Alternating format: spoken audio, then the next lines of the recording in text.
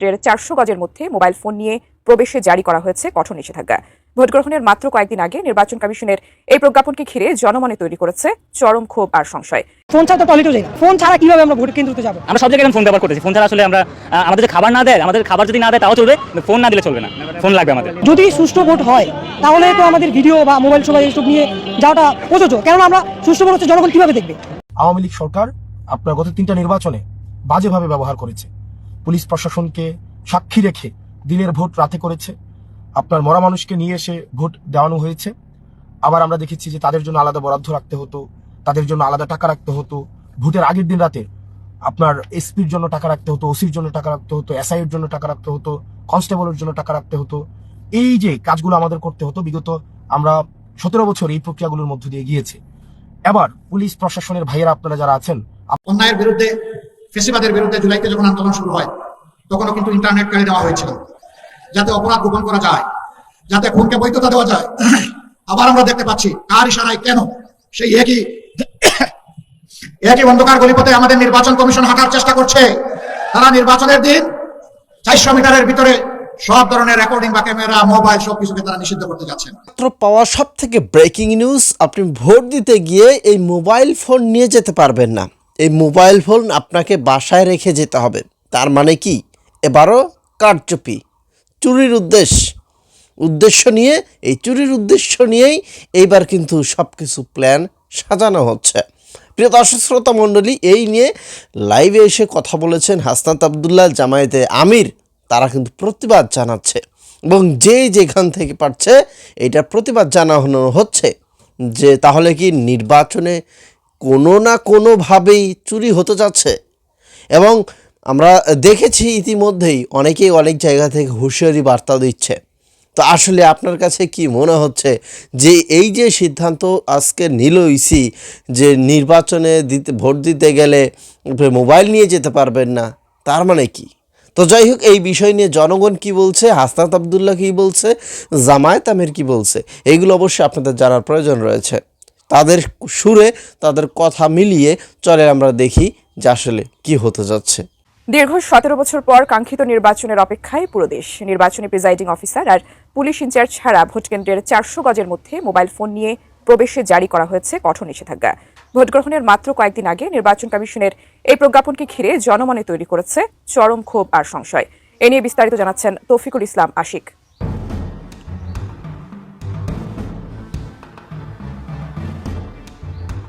সারা দেশে জাতীয় নির্বাচন ও গণভোট নিয়ে যখন সাজ রব, ঠিক সেই সময় নির্বাচন কমিশনের সিদ্ধান্ত, নির্দিষ্ট দায়িত্বপ্রাপ্ত কর্মকর্তা ছাড়া কেউ মোবাইল ফোন নিয়ে ভোটকেন্দ্রের 400 গজের ভেতরে প্রবেশ করতে পারবেন না। নির্বাচন কমিশন প্রকাশিত মোবাইল ফোন নিয়ে ভোটকেন্দ্রে প্রবেশের বিধিনিষেধ অনুযায়ী শুধুমাত্র দায়িত্বপ্রাপ্ত প্রিজাইডিং অফিসার, পুলিশ ইনচার্জ ও ভোটকেন্দ্রের দায়িত্বপ্রাপ্ত আরও 2 জন মোবাইল ফোন নিয়ে ভোটকেন্দ্রে প্রবেশ করতে পারবেন। ইসির এই সিদ্ধান্ত প্রকাশ্যে আসার পর থেকেই চারদিকে বইছে সমালোচনার ঝড়। সামাজিক যোগাযোগ মাধ্যমে নেটিজেন থেকে শুরু করে বিশিষ্টজনরা এই পদক্ষেপকে অবাধ ও নিরপেক্ষ নির্বাচনের অন্তরা হিসেবে দেখছেন। ডাকসু ভিপি সাদিক কায়েম তার এক পোস্টে এই সিদ্ধান্তকে ষড়যন্ত্র হিসেবে অভিহিত করে লিখেছেন, ভোটকেন্দ্রে বিএনসিসি প্রত্যাহারের পর এবার মোবাইল নিষিদ্ধের ষড়যন্ত্র বাস্তবায়িত হলো। কার ইশারায়, কার প্রভাবে নির্বাচন কমিশন এই সিদ্ধান্ত নিল? ভোটকেন্দ্রের 400 গজের মধ্যে মোবাইল ফোন নিষিদ্ধের অর্থ হলো সবাইকে নিজের মোবাইল ঘরে রেখে যেতে হবে। এমনকি কোনো বোঝো সাংবাদিক বা সিটিজেন জার্নালিজমও অ্যালাউড না। অর্থাৎ ভোটকেন্দ্র এলাকায় যে কোনো অনাকাঙ্ক্ষিত ঘটনা ঘটলে তার কোনো তথ্য, ফুটেজ স্বয়ং ভুক্তভোগীর কাছেও থাকবে না। তিনি আরো বলেন, দেশের নাগরিকের তথ্য পাওয়ার অধিকার কেড়ে নেওয়ার জন্য কিংবা কোনো গোষ্ঠীর পারপাস সার্ভ করার জন্য ইলেকশন কমিশন গঠিত হয় নাই। ইলেকশন কমিশন গঠিত হয়েছে একটি ফ্রি, ফেয়ার এবং নিরাপদ নির্বাচনী পরিবেশ নিশ্চিত করার জন্য। আমরা স্পষ্ট ভাষায় বলতে চাই, অনতিবিলম্বে নির্বাচন কমিশনকে এই সিদ্ধান্ত বাতিল করতে হবে। কোয়ালিটি সম্পন্ন আন্তর্জাতিক মানের still bar CSRM, committed for better still. ভোটকেন্দ্রে সাধারণ মানুষের হাতের এই ছোট্ট যন্ত্রটি কেন ইসির উদ্বেগের কারণ হয়ে দাঁড়িয়েছে তা নিয়ে প্রশ্ন তুলেছেন খোদ গণমাধ্যম কর্মীরাও। বিশেষ করে পেশাদার ক্যামেরার চেয়ে মোবাইলের মাধ্যমে ধারণ করা ফুটেজ যে অতীতে বড় বড় অনিয়ম রুখে দিয়েছিল, সেই স্মৃতি স্মরণ করিয়ে দিয়েছেন বিবিসি বাংলার সাংবাদিক শাহনেওয়াজ রকি। তিনি তার সোশ্যাল মিডিয়া পোস্টে লিখেছেন, 2018 সালের নির্বাচনে ভোট শুরু হওয়ার আগেই ব্যালট বাক্স ভর্তির প্রমাণ সহ বিবিসির যে ভিডিও ছবি তা কিন্তু মোবাইলে ধারণ করেছিলাম। সেদিন প্রফেশনাল টিভি ক্যামেরা নিয়ে ঢুকলে এই প্রমাণ সামনে আসতো না।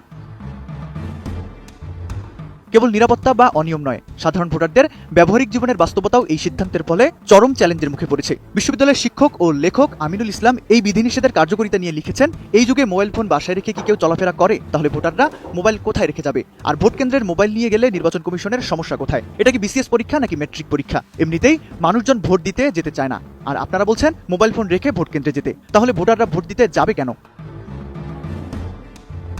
17 বছর পর হতে যাওয়া এই নির্বাচনে সিসিটিভি এবং বডি ক্যামেরার অপর্যাপ্ততা নিয়ে আগে থেকেই বিতর্ক ছিল। তার উপর মোবাইল ফোনের এই নিষেধাজ্ঞা, স্বচ্ছতা ও জবাবদিহিতা নিয়ে প্রশ্ন উঠেছে বিভিন্ন মহলে। ডিজিটাল বাংলাদেশের এই সময়ে নির্বাচনকে কেন এমন অ্যানালগ পদ্ধতির ফোন ছাড়া তো টয়লেটেও যাই না। ফোন ছাড়া কিভাবে আমরা ভোট কেন্দ্রতে যাব? আমরা সব জায়গায় এখন ফোন ব্যবহার করতেছি। ফোন ছাড়া আসলে আমরা আমাদের যে খাবার না দেয়, আমাদের খাবার যদি না দেয় তাও চলবে, ফোন না দিলে চলবে না, ফোন লাগবে আমাদের। যদি সুষ্ঠু ভোট হয় তাহলে তো আমাদের ভিডিও বা মোবাইল সবাই এইসব নিয়ে যাওয়াটা প্রযোজ্য। কেননা আমরা সুষ্ঠু ভোট হচ্ছে জনগণ কিভাবে দেখবে?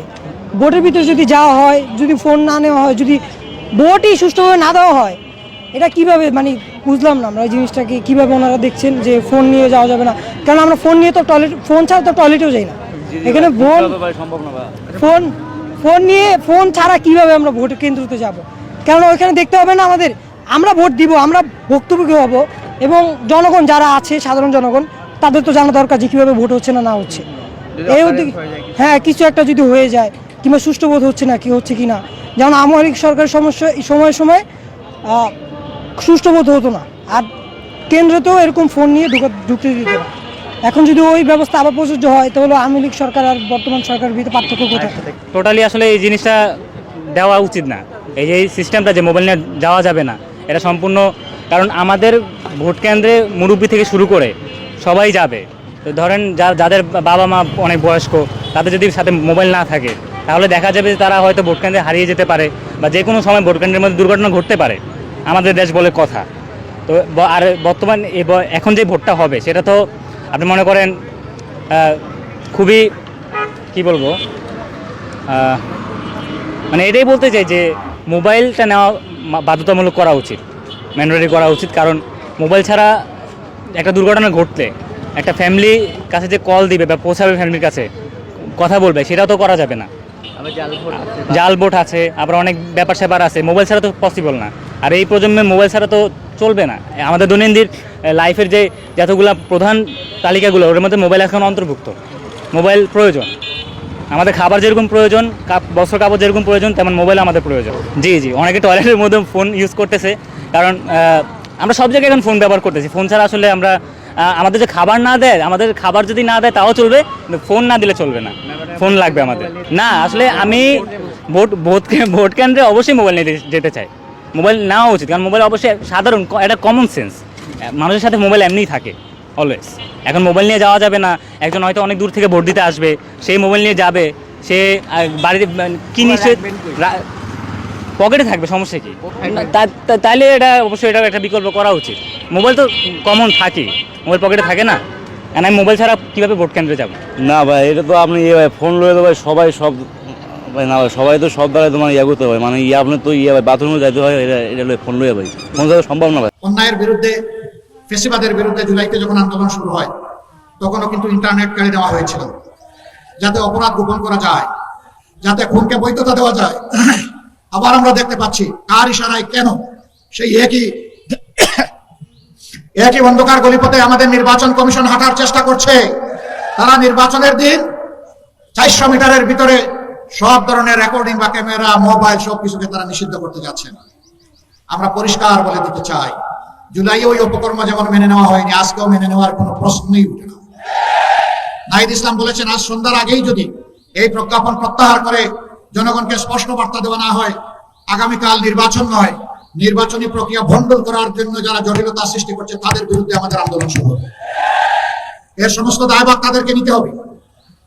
আমরা বহু জায়গায় দেখতে পাচ্ছি একটা পক্ষ, একটা মহল নির্বাচনে হেরে যাওয়ার ভয়ে তারা একবারেই হতাশ হয়ে পড়েছে, এবং হতাশা থেকে তারা এখন চূড়াই পথেই নির্বাচনকে হাইজ্যাক করার চিন্তা করছে।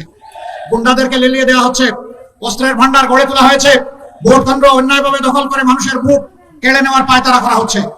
আমরা স্পষ্টভাবে বলে দিচ্ছি, জুলাই যোদ্ধারা ঘুমিয়ে পড়ে নাই, তারা এখনো জেগে আছে। তাদের সমস্ত অপকর্ম ইনশাআল্লাহ আমরা প্রতিহত করে দেব। এই অপকর্মের মাধ্যমে কেউ জনগণের ভোট আবার ছিনতাই করবেন, এই দুঃসাহস কেউ দেখাবেন না, এই দুঃস্বপ্নে কেউ ভুগবেন না।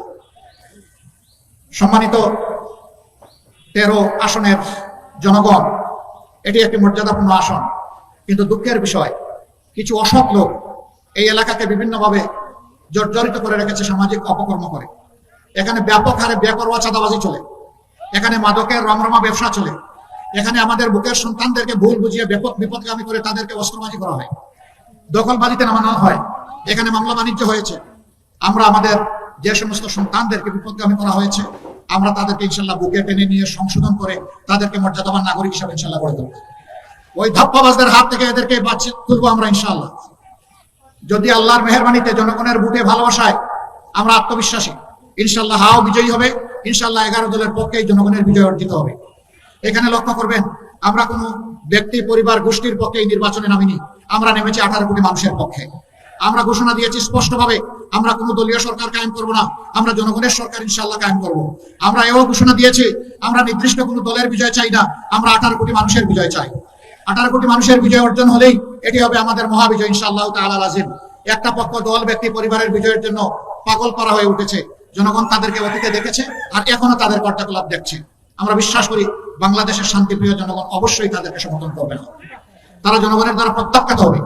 যারা জনগণের পক্ষে আছে, জুলাই আকাঙ্ক্ষার পক্ষে আছে, জনগণ ইনশাআল্লাহ তাদেরকেই বেছে নেবে। এর আলামত ইতিমধ্যে স্পষ্ট হয়ে উঠেছে। ডাকসুর বিপি সাদিক কায়েম বলেছেন, অলরেডি তরুণ সমাজ তাদের রায় জনগণকে জানিয়ে দিয়েছে। 5টা বিশ্ববিদ্যালয় তারা এই জুলাই আকাঙ্ক্ষার পক্ষেই অবস্থান নিয়েছে এবং জুলাই আকাঙ্ক্ষাকেই তারা সম্মান করেছে। ইনশাআল্লাহ 12 তারিখ বাংলাদেশ একই দৃশ্য দেখবে। কেউ যদি সেই দৃশ্য দেখে এখনই ভীত সন্ত্রস্ত হয়ে, আবারও বলছি, চূড়াই পথে পা বাড়ান, তাইলে এই জাতি এবং আমরা তাদেরকে ক্ষমা করব না। আমরা সেই দিকে চলতে দেবো না, এই রাস্তা বন্ধ করে দেওয়া হবে ইনশাআল্লাহ। সরকারের কিছু আমলা, কিছু সচিব, কিছু অসৎ লোক এখনো দলবাজি করছেন, বিভিন্ন জায়গায় বিভিন্ন ক্যান্ডিডেটকে জিতিয়ে আনার চেষ্টা করছেন। ক্যান্ডিডেট জিতবে বা পরাজিত হবে সেটা জনগণের ভোটে। আপনি কে? আপনাকে কে এই দায়িত্ব দিয়েছে? মনে রাখবেন, ক্ষমা বারবার পাবেন না। অপরাধ করে অতীতে ক্ষমা পেয়েছেন, আগামীতে সেই ক্ষমা করা হবে না।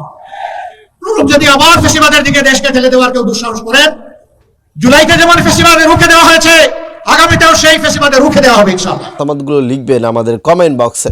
দেখেন, একজন বলছিল যে আরে মোবাইল ফোন ছাড়া তো মানে পায়খানা তো যেতে পারি না, লেফটিনেও যেতে পারি না, আর মোবাইল ফোন ছাড়া কিভাবে ভোট দিতে যাব? এই কথার কিন্তু যুক্তি আছে, কঠিন একটা যুক্তি দিয়ে কথা বলছে সে। মোবাইল ফোন ছাড়া আমার একটুকুও চলে না, আর আমি ভোট দিতে যাব ওইখানে মোবাইল ফোন ছাড়া? এটা কোনো হইতে পারে? কিছু হইতে পারে? হ্যাঁ, হয়তো যদি দেখা গেছে ভোটের আগের দিন বা যে কোনো একটা পরিস্থিতি ঘোলাটা হয়ে গেছে, তখন না হলে মোবাইল ফোন অফ করে দেওয়া হলো, ইন্টারনেট অফ করে দেওয়া হলো, যে কোনো একটা পরিস্থিতির কারণে হইতে পারে। কিন্তু এত আগেই ঘোষণা, তার মানে সামনে সব কিছু নেট সব কিছু অফ করে দেওয়া হবে, আরও কঠোর পরিস্থিতি করতে পারে। সব কিছু করে কি আবার ভোট চুরির একটা প্ল্যান প্রোগ্রাম করছে কিনা? তো এইটা নিয়ে কিন্তু জামাত কঠিন প্রতিক্রিয়া দেখাচ্ছে, কিন্তু চুপ আছেন কে? চুপ আছেন কিন্তু বিএমপি। ডার মে কুছ কালা হ্যায়, আমি যেটা বলে থাকি, তো সেটাই দেখা যাক কি হয় এই বিষয়টা নিয়ে।